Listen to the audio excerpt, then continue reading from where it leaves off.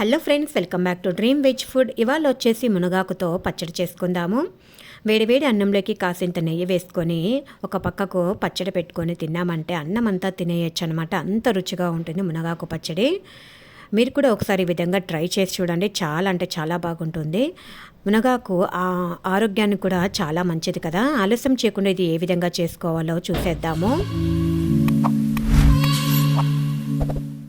ముందుగా మునగాకును ఈ విధంగా కాడలు లేకుండా ఒలిచి తీసుకున్నాను. తర్వాత నీళ్లు పోసుకొని శుభ్రంగా కడిగేసి వడపోసుకోవాలి. అప్పుడు మనకు నీళ్ళన్నీ వడిపోసి ఆకులో నీళ్లు లేకోకుండా ఉంటాయన్నమాట. ఈ విధంగా చేసుకోవాలి. తర్వాత ఒక కడాయి పెట్టుకొని అందులో కాస్త పల్లీలు వేసుకోవాలి. పల్లీలను వేగించేటప్పుడు మంట అనేది సిమ్లో కన్నా పెట్టుకొని వేయించగన పల్లీలు తొందరగా మాడుకోకుండా ఉంటాయన్నమాట. కొద్దిగా పల్లీలు వేసుకుంటే చాలు. తర్వాత పల్లీలను పక్కకు తీసేసుకొని అందులోనే కొద్దిగా నూనె పోసుకొని మనం శుభ్రం చేసి తీసుకున్నాం కదా మునగాకును, అది కూడా ఇందులో వేసేసుకుందాము.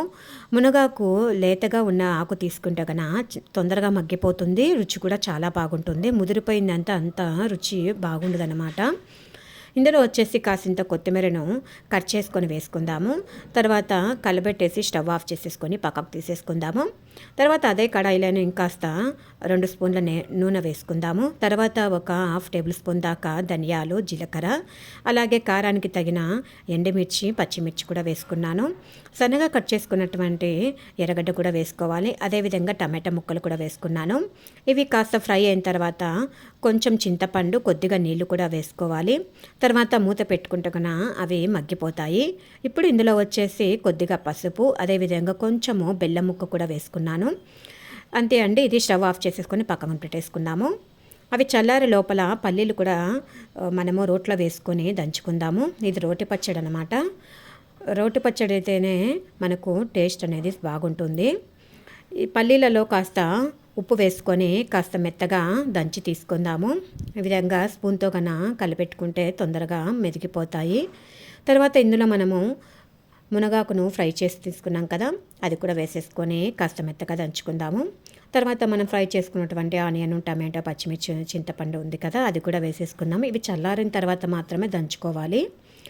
ఇదే అండి. ఇది నూరుకుంటే కన్నా ఈ విధంగా సరిపోతుంది. ఈ విధంగా చూపించిన విధంగా నూరితే గన మనకు పలుకులు అక్కడక్కడ కనిపించినా కానీ టేస్ట్ మాత్రం అద్భుతంగా ఉంటుంది. చాలా మరీ మెత్తగా కాకుండా ఈ విధంగా చేసుకుంటే సరిపోతుంది. దీనికి ఇంతే అండి. ఇది చేసుకోవడము మునగాకు పచ్చడి అనమాట. ఆరోగ్యానికి కూడా చాలా అంటే చాలా మంచిది. మీరు కూడా ఒకసారి ఈ విధంగా ట్రై చేసి చూడండి. మొత్తం అన్నం అంతా తినేయచ్చు అనమాట. చాలా అంటే చాలా బాగుంటుంది. ఈ వీడియో కనుక మీకు నచ్చినట్లయితే లైక్, షేర్, సబ్స్క్రైబ్ చేసుకోండి. Thank you for watching.